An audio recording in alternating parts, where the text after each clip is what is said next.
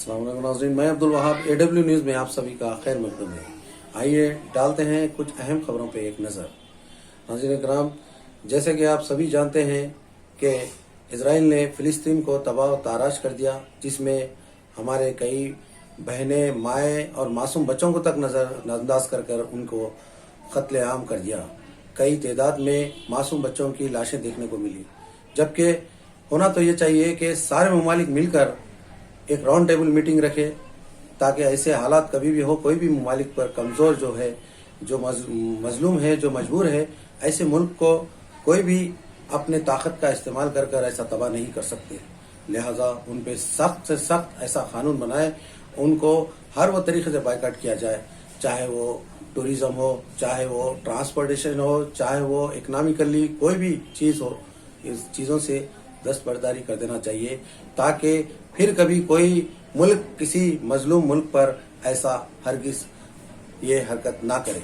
तो लिहाजा आइए हम सारे मिलकर एक प्लेटफॉर्म पर इजराइल के खिलाफ ठहरें और फिलिस्तीन भाइयों का साथ दें, और तमाम ममालिकों में भी कई प्रोडक्ट्स को बैन कर कर लोग जो है सो इस बात का सबूत पेश कर रहे हैं कि इजराइल ने बहुत ही खतरनाक घिनौनी हरकत की है। इंसानियत के खिलाफ एक बहुत ही बड़ी एक ऐसी मिसाल पेश की है कि एक जानवर के साथ भी ऐसा नहीं किया जाता, लेकिन वो लोग ने इंसानियत का खात्मा किया है। लिहाजा हम फिलिस्तीन के हक में पूरे लोग ठहर कर इंसाफ के लिए ठहरते हैं, और कई ममालिक में इसके खिलाफ बाइकाट चल रहा है और आगे भी चलेगा। लिहाजा हम फिलिस्तीन के हक में दुआ करते हैं कि उनके आने वाला मुस्तकबिल अच्छा हो जाए, और उनके हक में हम ये भी दुआ करते हैं कि जो भी शहीद हुए हैं, अल्लाह उनको जन्नत फिरदौस में आला साले मुकाम अता फरमाए।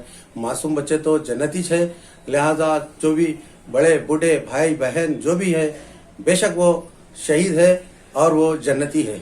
लिहाजा हम उनके हक में दुआ करते हैं कि आने वाला मुस्तकबिल फिलिस्तीन का अल्लाह की मदद से और हम सब की दुआओं से बेहतर हो इंशाअल्लाह।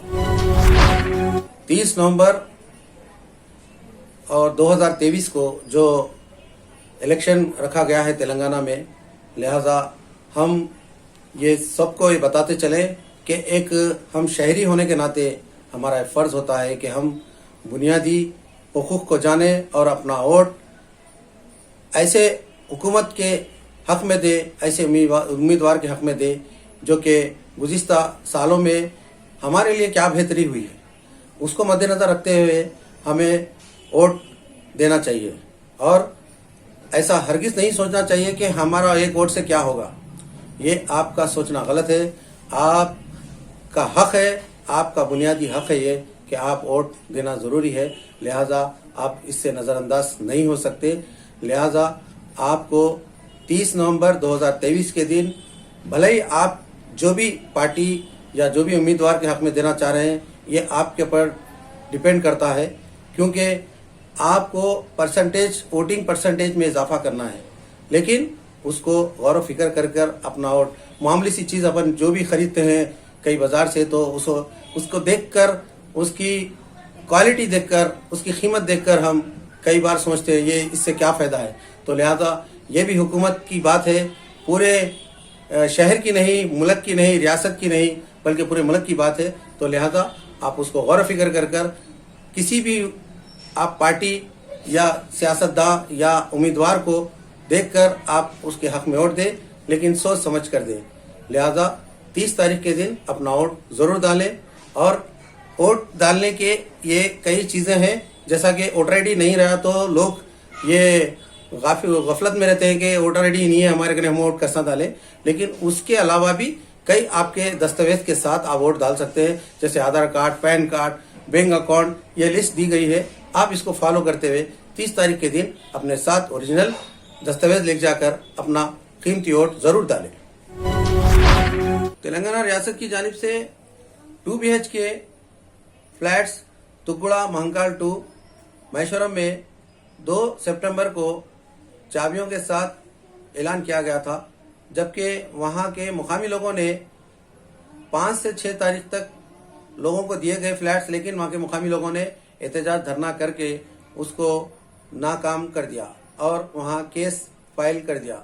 लिहाजा कई लोग उससे दुश्वारियों का सामना कर रहे हैं। लोगों को पट्टा तो मिल गया है लेकिन अभी तक चाबी नहीं मिली।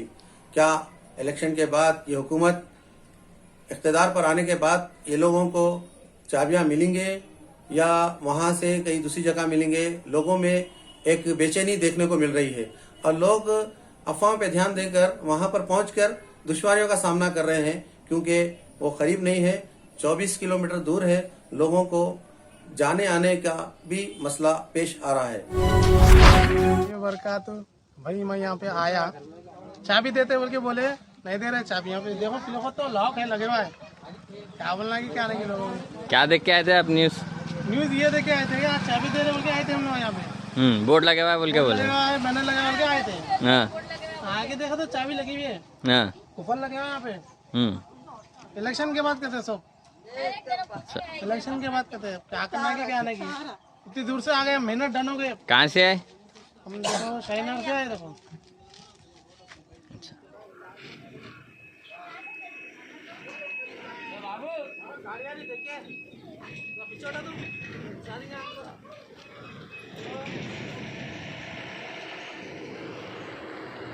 वही साइड लगा बैनर, ये साइड लगा दूसरी जगह लगा नहीं देता है। इलेक्शन के बाद ऐसा नहीं, बैनर लगा के ना न्यूज में देख के आए हम लोग।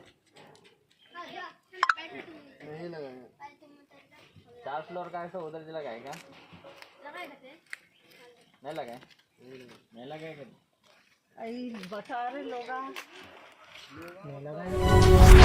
जिम्मेदारों से मैं गुजारिश करूंगा कि सही वो लोगों की रहबरी करे ताकि वो लोगों को ये पेश जो आ रहे हैं परेशानियां, दुश्वारियां, क्योंकि गरीब अपने पूरा कारोबार बंद करके, चाहे वो ख्वातीन हो चाहे मर्द हजरात हो, अपना कारोबार बंद करके वहां जाकर इंफॉर्मेशन लाना, उनके लिए पैसा भी जा रहा है, पैसा भी खर्च हो रहा है और वक्त भी ज़ाया हो रहा है। लिहाजा मैं फिर से गुजारिश करूंगा ये 2BH के जिम्मेदारों से कि लोगों की सही रहबरी करे और सही इत्तलात दे ताकि लोगों में बेचैनी बेकरारी कम हो। अब खबरें खेल की दुनिया से।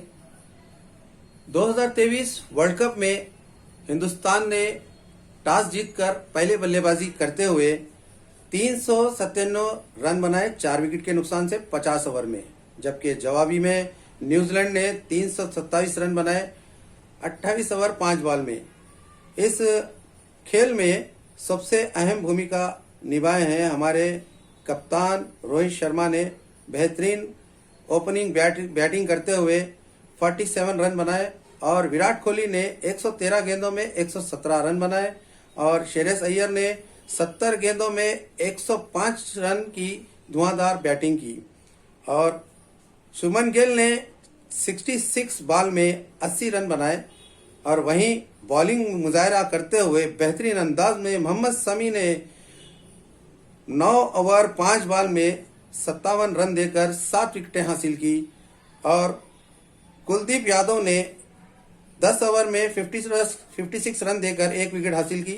जसप्रीत बुमराह ने 10 ओवर में 64 रन देकर 1 विकेट हासिल की और man of the match Mohammed Shami को दिया गया। ये बहुत ही अच्छे अंदाज में एक नाकाबिले कारनामा अंजाम दिया है मोहम्मद शमी ने, जो कि वाज़ेह रहे कि पूरे वर्ल्ड कप में जब इनको रेस्ट दिया गया था, लेकिन रोहित शर्मा ने हार्दिक पांड्या के इंजूर्ड होने के बाद शमी को लाया गया।